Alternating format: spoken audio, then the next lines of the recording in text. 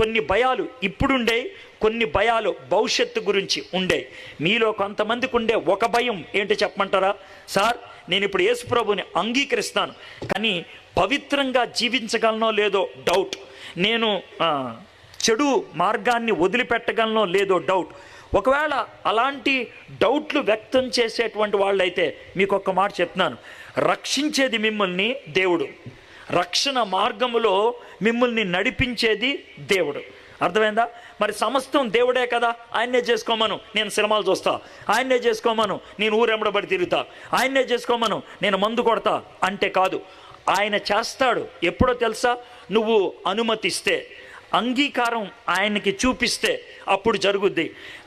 ఇదిగో హృదయం అనే ద్వారం దగ్గర నిలబడి ఉన్నాను, తలుపు తట్టుచు ఉన్నాను, ఎవరైనా తలుపు తీస్తే నేను లోనకు వస్తాను అనే వచనాన్ని చెప్పి, ఒకసారి బ్రిటన్ దేశంలో చాలామంది పెయింటర్స్ని పిలిచి మంచి పెయింటింగ్ వేయండి, ఈ యొక్క విషయాన్ని దృష్టిస్తూ మీరు పెయింట్ వేయండి అని అన్నారు.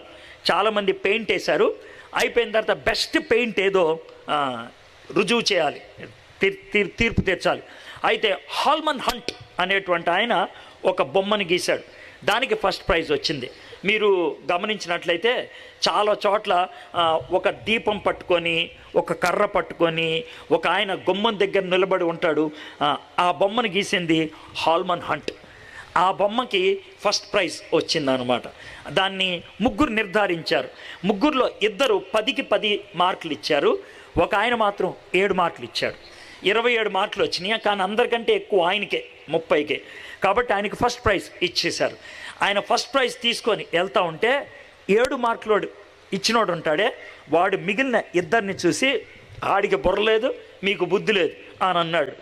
ఏ అని అంటే, ఎలా ఇచ్చారయ్యా 10 మార్కులు? Do you feel trapped in your own mind as if your negative thoughts are holding you in? Job searching on limited time? Use Easy Apply on the LinkedIn app. Access. ఎలా ఇస్తారు? మీకు బుర్ర లేదా, మీకు బుద్ధి లేదా అని అన్నాడు. ఏ చక్కగుంది కదా పెయింటింగ్ అంటే. ఒక్క ప్రశ్న అడుగుతాను మిమ్మల్ని, మీరు ఎంత బుద్ధిహీనంగా ప్రవర్తించారు చూడండి. ఎక్కడైనా తలుపుకి గొళ్ళు ఉంటుందా ఉండదా? ఎక్కడైనా తలుపుకి, ఆ తలుపుకి గొళ్ళు ఉందేమో చూడండి. గొళ్ళు లేని తలుపుని వేస్తే ఎలాగ 10 వేసారయ్యా? నేను 3 తగ్గించా. ఎందుకో తెలుసా? ఆడు గొళ్ళెం పెట్టలేదు, ఆడు మర్చిపోయాడు, ఆడు బుర్రలేనాడు అని ఈయన అంటా ఉంటే, వీళ్ళిద్దరూ ఒక్కసారి 4 కొరుక్కొని హాల్మన్ పార్టీని పిలిచి, బాబు మేము పార్ట్లు అయితే ఇచ్చాం, కానీ ఇదేంటి గొళ్ళెం పెట్టలేదేంటి అని అన్నాడు. అప్పుడు ఆయన ఏం తొందరపడకుండా ఆ ప్రైజ్ పక్కకు పెట్టి అన్నాడు, అయ్యగారు మీరు ఇచ్చిన వచనానికి అనుగుణంగా నేను గీశాను సార్, తలుపు గీయలేదు నేను, హృదయం అనే ద్వారం దాన్ని గీశాను నేను, తలుపు గీయలేదు, హృదయం అనే ద్వారం. హృదయం అనే ద్వారం దగ్గర నిలబడి నేను తలుపు తట్టుచున్నా, ఎవడైనా తలుపు తీస్తే నేను లోనకు వస్తా అని యేసయ్య ఎందుకన్నాడు తెలుసా? దానికి గొళ్ళెం బయటలేదు, లోన్ ఉంది, అందుకే ఆయన తడుతున్నాడు. ఆయన తీసుకొని వచ్చేదైతే తీసుకొని వచ్చేసి ఉండేవాడు, ఆయన తీసుకొని రావట్లేదు. ఎందుకో తెలుసా? దాన్ని తీయాల్సింది నువ్వు, అందుకే ఆయన తీయలేదు. మీ హృదయం అనే తలుపుకి గొళ్ళెం మీ దగ్గర ఉంది, యేసయ్య రా అని మీరు తలుపు తీస్తే ఆయన లోనకు వస్తాడు ఆయన. అది మీరు చేయాల్సింది. అంతేగాని నువ్వు చేసుకో ప్రభా, నా దారి నేను వెళ్తా అని అంటే కుదరదు. అలాంటి పొగరు మాటలు పనిచేయవు.